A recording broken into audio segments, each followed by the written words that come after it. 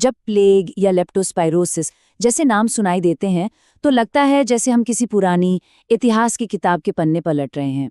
पर सच तो ये है कि ये बीमारियां सिर्फ इतिहास का हिस्सा नहीं हैं, बल्कि आज भी हमारी दुनिया में मौजूद हैं और पब्लिक हेल्थ के लिए एक लगातार बनी रहने वाली चुनौती हैं।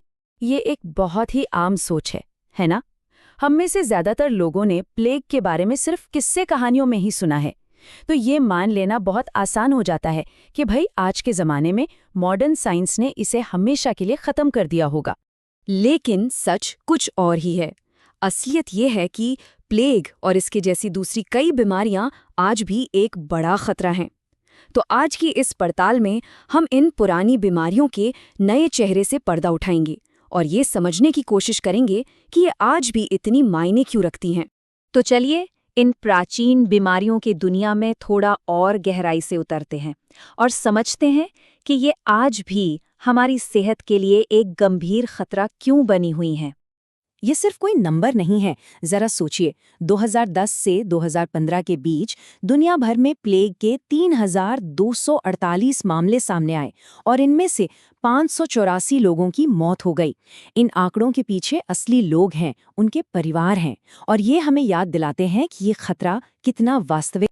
अच्छा, इन दोनों बीमारियों को समझने के लिए एक शब्द जानना बहुत जरूरी है, जूनोसिस। इसे ऐसे समझिए कि ये वो बीमारियां हैं जो जानवरों में शुरू होती हैं, जैसे कोई नदी पहाड़ से निकलती है और फिर कभी-कभी वो नदी इंसानों तक पहुंचने का रास्ता बना लेती है। तो चलिए अपनी पहली केस फाइल खोलते हैं और प्लेग के रहस्य को सुलझाने की कोशिश करते हैं। एक ऐसी बीमारी जिसने सदियों से इंसानी इतिहास पर गहरा असर डाला है। प्लेग की पूरी कहानी को समझने के लिए हमें इसकी 4 मुख्य किरदारों को जानना होगा। इस कहानी का विलेन है यर्सिनिया पेस्टिस बैक्टीरिया। फिर आते हैं जंगली कृंतक जैसे चूहे, जो अनजाने में इस बैक्टीरिया को पनाह देते हैं। विलेन का साथी है चूहे पर रहने वाला पिस्सू, जो बीमारी को फैलाता है।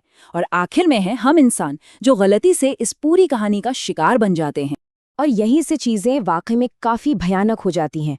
देखिए, जब कोई पिस्सू संक्रमित जानवर का खून पीता है तो प्लेग बैक्टीरिया उसकी आंतों में एक जाल सा बना देते हैं, उसे ब्लॉक कर देते हैं।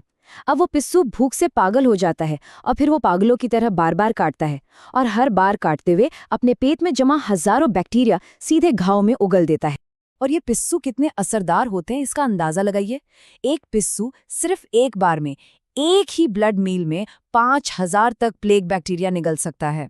मतलब ये बीमारी फैलाने का एक जबरदस्त और बहुत ही कुशल सिस्टम है। तो सवाल ये है कि प्लेग फैलता कैसे है?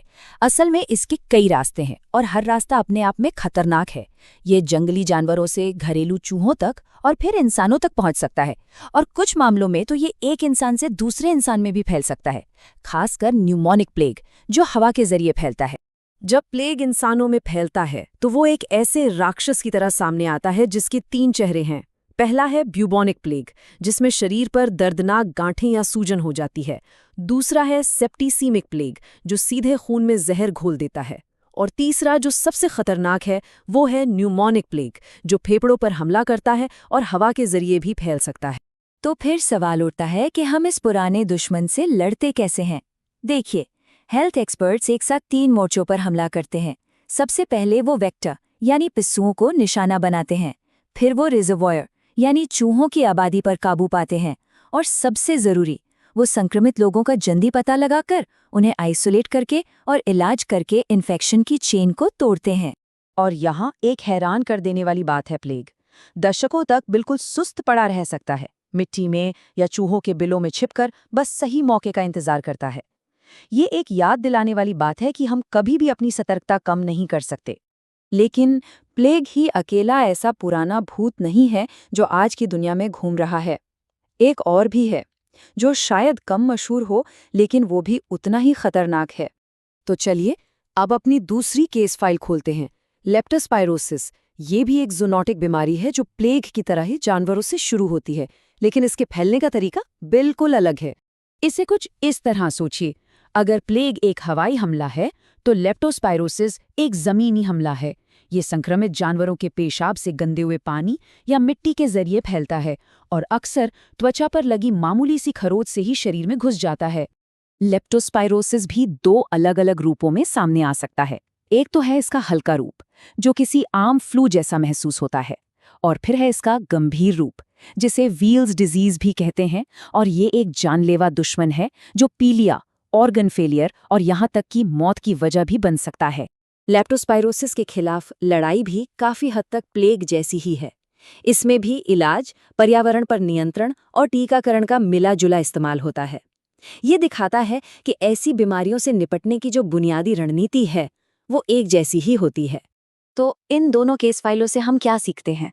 हम ये सीखते हैं कि इन पुरानी बीमारियों से जंग सिर्फ इलाज से नहीं जीती जाती। इसे जीतने के लिए लगातार और बहुत गहरी निगरानी की जरूरत होती है। सिर्फ इसीलिए कि इंसानों में कोई केस नहीं दिख रहा, इसका मतलब ये बिल्कुल नहीं है कि खतरा टल गया है। हो सकता है कि प्लेग जानवरों के बीच चुपचाप फैल रहा हो और बस सही मौके का इंतजार कर रहा हो।